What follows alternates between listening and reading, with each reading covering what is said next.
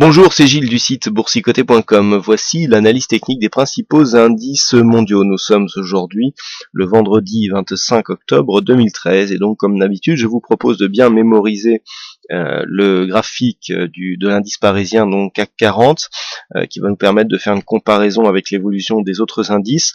Autres indices où nous allons voir que l'ensemble du marché se trouve quand même sur des points hauts, voire même pour certains sur des phases d'exagération qu'il va falloir corriger. Et nous commençons tout de suite avec le DAX. Donc le DAX qui surperforme actuellement largement l'indice parisien. Nous avions établi une stratégie il y a quelque temps, suite à la consolidation ici de cette phase qui était venue rechercher le retracement de 38,2%. On avait tracé ici les retracements de Fibonacci sur la phase de consolidation et l'extension nous donnait un objectif à 8943. Cet objectif a été atteint dans la semaine, donc là encore une fois c'est un signal gagnant que l'on donne sur cette approche des retracements de Fibonacci, puisque suite à la cassure après un retracement à 38,2%, on est venu rejoindre sans encombre l'extension des 161,8%. Actuellement, donc, les cours se situent dans une phase où nous sommes dans une dynamique assez forte. Nous avons atteint cet objectif, petite phase de consolidation, on a regapé hier à la hausse, et donc nous sommes ici dans une phase de continuité. Alors, sur l'ensemble de la tendance, on confirme donc l'orientation haussière long terme, avec ici cette phase qui nous fait marquer de nouveaux plus hauts. Par contre, ce que nous allons voir, c'est que au niveau des indicateurs, voilà, on commence à être suracheté. Donc RSI ici en surachat, stochastique en surachat depuis quelques temps.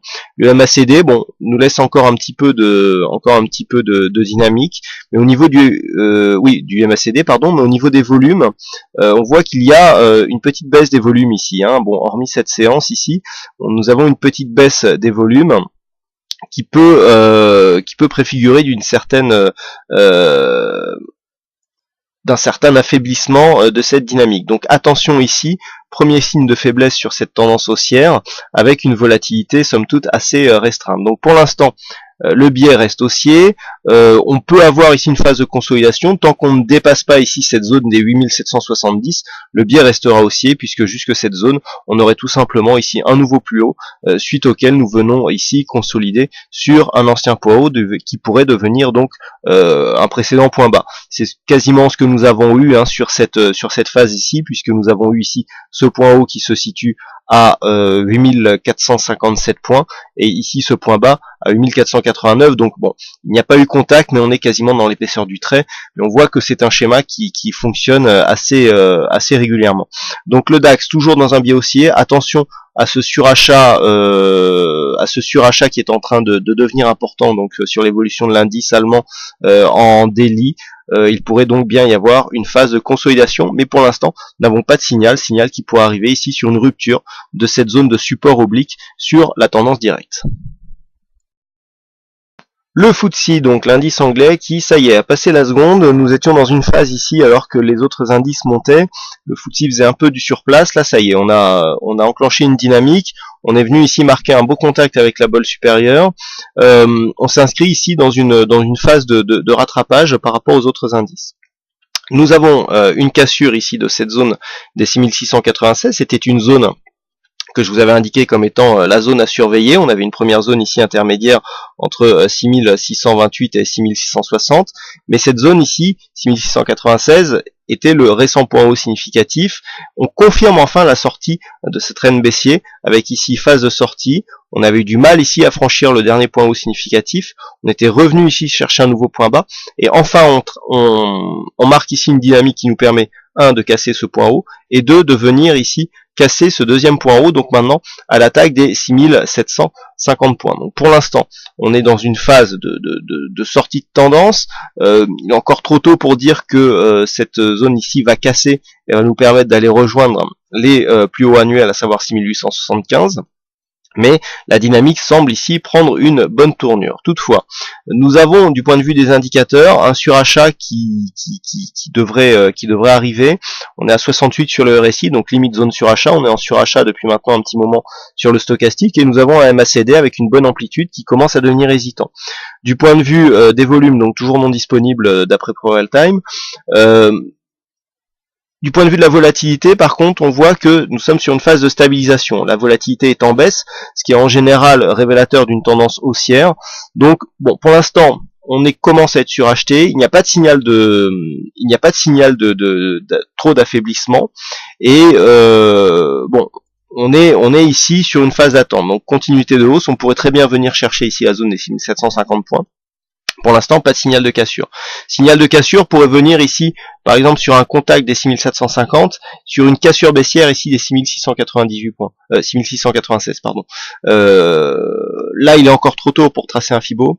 On ne sait pas si ce point haut va être significatif, mais bon, je rappelle qu'à partir du moment où on marque un point haut, si on commence à accélérer à la baisse, c'est la cassure du retracement des 23,6% qui fait office de signal de consolidation. Donc, pour l'instant, le biais reste haussier sur le très court terme. On a une très forte dynamique ici. Cassure ici de cette zone des 6696 points qui vient confirmer eh bien un possible démarrage d'une tendance haussière et qui invalide. Alors je vous avais parlé d'un diamant qu'on avait eu du mal à tracer. Hein. Il n'était pas assez les points n'étaient pas assez réguliers.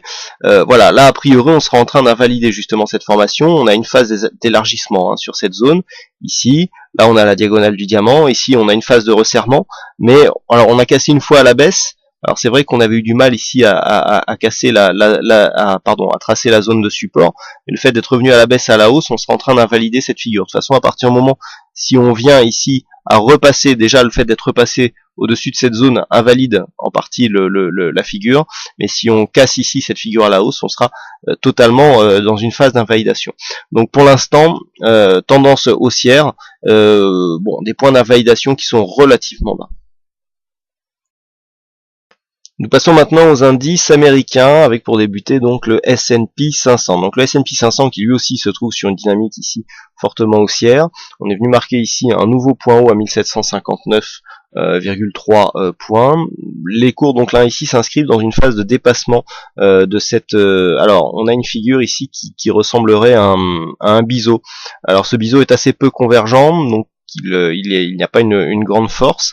On a une attaque baissière ici, surtout si on considère que voilà la zone de contact ici se situe sous cette zone. On a une attaque baissière ici et attaque haussière. Donc dans cette configuration là, des attaques haussières ici d'une figure montante, que ce soit un biseau montant ou même un biseau d'élargissement, etc., sont à prendre comme des phases d'exagération temporaire. Nous sommes ici sur une phase où les cours ont beaucoup monté. On casse ici cette résistance oblique haussière qui vient s'inscrire donc sur une phase où on a un bon contact ici sur la bolle sup, mais ici, voilà, à peine la cassure faite, hop, on stabilise et on marque une phase de respiration par rapport à la dynamique. Donc ici, du point de vue du biais court terme, on a une forte dynamique, on a marqué un nouveau point haut, on ne sait pas encore si ce point haut est réellement significatif, mais là, une phase de consolidation est tout à fait possible, par exemple en direction des 1730 points.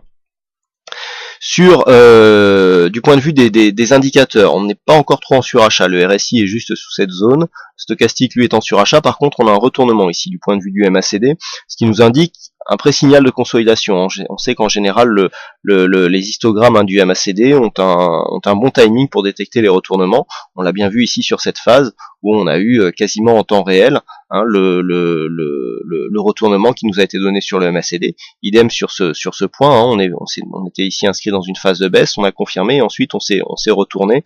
On voit que le timing en général est assez bon. Des fois il se fait piéger, comme sur cette phase par exemple, où on a une phase de hausse, les cours qui continuent à monter, et le MACD lui qui a détecté un changement de dynamique, mais du coup, parce qu'on est passé en fait d'une phase de hausse ici à une phase stable, mais qui n'a pas donné lieu à consolidation, ou alors qui est venu après. Donc là on a eu un signal qui a été un peu trop anticipé. Bref, toujours est-il que sur cette phase, alors que nous avons ici une sortie haussière de cette figure et une phase de consolidation, le MACD détecte effectivement cette fin de dynamique. Du point de vue des volumes, on est toujours sous une prédominance de volumes haussiers, qui sont supérieurs à la moyenne sur les séances haussières, sur une baisse de volatilité, donc tout ça va bien avec une continuité haussière.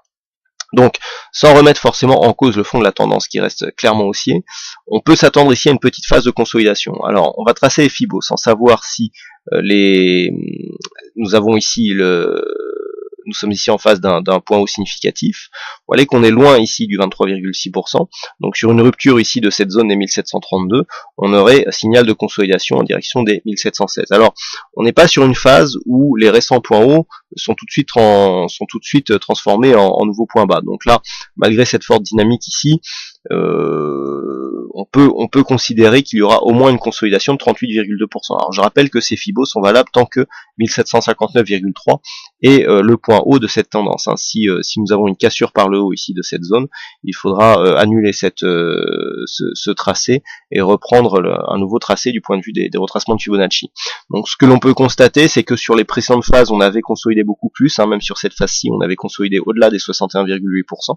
Donc on avait invalidé ici le signal de Fibo qui disait qu'on avait une probabilité accrue de revenir ici sur cette zone de point bas. On est reparti ici sur une phase haussière, donc on est ici sur une phase haussière. Bon, d'un point de vue très court terme, effectivement c'est très dynamique, mais du point de vue du fond de tendance, voilà, la dynamique est somme toute assez faible. Vous voyez que les points hauts ici sont cassés de très très peu à chaque fois. Alors peut-être que le fait d'avoir ici une cassure haussière nous indique une recrudescence de la dynamique à la hausse. Mais pour l'instant, il est trop tôt pour en juger. Donc actuellement, nous sommes sur une phase quand même où il y a un léger surachat, sorti ici d'une figure haussière montante. Il faut prendre ça comme une phase d'exagération temporaire. On peut très bien ici avoir une phase de consolidation. Donc tant qu'on reste ici dans cette zone 1730-32, on ne parlera pas de consolidation puisqu'on restera ici sur un ancien point haut qui pourrait se transformer en nouveau point bas. Par contre, sur une rupture de cette zone, on validera un début de consolidation en direction de 1716, voire la zone ici 1690-1702. Mais en attendant, le biais reste fortement haussier sur le S&P 500.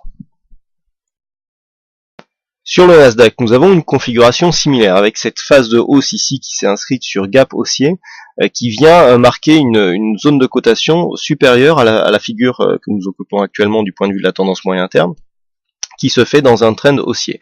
Alors, comme je vous l'indiquais, c'était peut-être la semaine dernière, on a changé d'étage du point de vue de ce trend. On avait cette ligne ici en pointillé qui faisait le rôle de quasi-résistante sur la première phase. Ensuite, on a marqué une phase un peu plus volatile en deux temps. Ici, une dynamique 2. Et ensuite, depuis, on est resté ici sur cette zone qui est du coup devenue zone de support. Alors, l'accélération qui intervient ici est quand même à considérer là aussi comme une phase d'exagération, un peu comme sur S&P 500, et là avec une dynamique beaucoup plus forte. Nous pouvons constater de nombreux signaux ici qui traduisent une exagération. Premièrement ici cette double hors-bol, avec deux bougies ici qui viennent s'inscrire. Alors pour la première c'est quasi total, mais pour la deuxième c'est total à l'extérieur des bandes de Bollinger. En général ce genre de configuration nous donne une phase de consolidation, c'est une exagération qui est corrigée en général après. Là ce que nous pouvons constater c'est que nous avons un gap d'ouverture, inscription haussière, mais depuis pas de relais. Donc si on compare en plus avec les indicateurs, nous pouvons voir que nous avons eu ici une phase de surachat assez marquée, puisque le RSI est monté en surachat assez rapidement sur cette phase, stochastique qui était déjà, et surtout nous avons un retournement du MACD suite à ce manque de relais ici des deux dernières bougies. Du point de vue des volumes, on est toujours ici sur une prédominance haussière, avec une baisse de la volatilité, ce qui va aussi plutôt dans le sens d'une continuité à la hausse. Alors, pour l'instant, on est dans une phase de hausse très dynamique sur un gap qui n'est pas comblé, donc pour l'instant signe de force. Nous avons donc l'inscription ici d'un nouveau plus haut. Par contre, le fait de ne pas avoir de relais nous place sous une possibilité d'îlot de renversement. Je m'explique. On a ici une figure haussière, comme je vous l'indiquais sur S&P 500. Le fait de casser à la hausse une figure haussière nous place dans une phase d'exagération. Exagération confirmée par ces deux bougies qui sont énormément en dehors des bandes de Bollinger. Baisse de la dynamique qui est détectée par le MACD. Si on vient ici commencer à provoquer une cassure et qui plus est sur un gap ici qui correspond à cette zone pour réintégrer la zone de range, puisqu'on va réintégrer cette zone de range à un moment ou à un autre, eh bien on aura un îlot de renversement qui pourrait être apparenté à une phase de retournement majeur, puisque l'îlot de renversement est une figure de retournement très puissante. Alors là aussi, nous avons tracé des retracements de Fibonacci, même si nous ne savons pas encore si ce point haut est significatif, mais nous allons essayer de faire quelques projections. Première chose, donc déjà, sur ce retracement, ce que nous pouvons voir, c'est que nous oscillons ici dans cette zone entre 0 et 23,6%, donc pas de signal de consolidation. On a un signal d'affaiblissement, mais pas de signal de retournement. Ce que l'on peut remarquer, c'est que sur une rupture de ce retracement des 23,6, tout dépend de la manière dont il va se faire, mais sur une rupture sur gap, on aura double signal, rupture ici des 23,6 plus gap qui nous donnerait un îlot de renversement. Bon, si on avait une cassure ici sans gap, on viendrait toujours invalider ce gap haussier, donc invalider la force qu'il représente, et marquer une zone de retournement. Alors avec un objectif premier à 3282, nous avons ici une zone de résistance qui pourrait devenir support à 3286. Premier retracement à 38,2% et deuxième retracement ici à 50% qui correspond à peu ou prou à cette zone ici 3248 puisque nous avons 3251 sur le retracement à 50% avec une zone d'invalidation à 3219,6 pour le 61,8. Donc là ici on est dans une zone, voilà, tant que l'on reste à l'intérieur, clairement on a une rupture, un début de rupture de dynamique. Sur une cassure haussière des 3384,4, clairement on invalide les retracements de Fibonacci.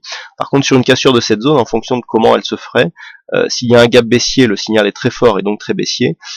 Juste comblement du gap par exemple, et retour sur le 38,2, on reste quand même sur une dynamique haussière assez forte puisque le retracement n'est que 38,2%.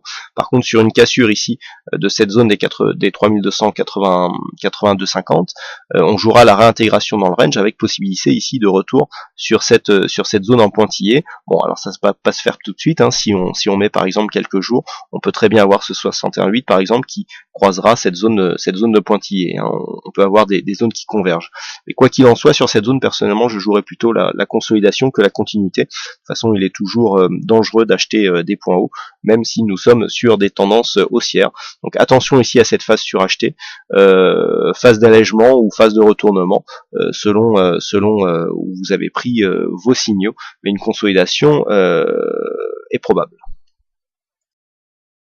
Enfin, nous terminons cette analyse avec le Nikkei, donc l'indice japonais qui marque ici une incapacité à franchir cette zone des 14 817. On avait tracé ce retracement il y a maintenant quelques temps par rapport à cette phase ici de hausse très dynamique qui s'inscrivait dans une cassure haussière de ce biseau.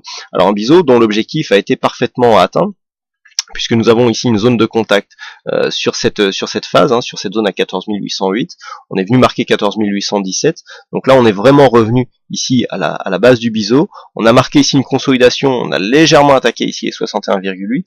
Et ici, recontact sur cette zone avant une brusque baisse ici et retour sur la moyenne mobile 20 exponentielle. Donc pour l'instant, on confirme une évolution neutre, hein. Je vous rappelle que depuis la forte hausse que nous avons connue donc ces derniers mois, on est ici dans une phase où les cours s'inscrivent dans une rupture de dynamique. Il n'y a pas de signal de retournement. Je rappelle qu'on a retracé entre 38 et 50%. On est toujours dans un biais haussier long terme, mais ici du point de vue moyen terme, on est dans une phase de respiration, de stabilisation.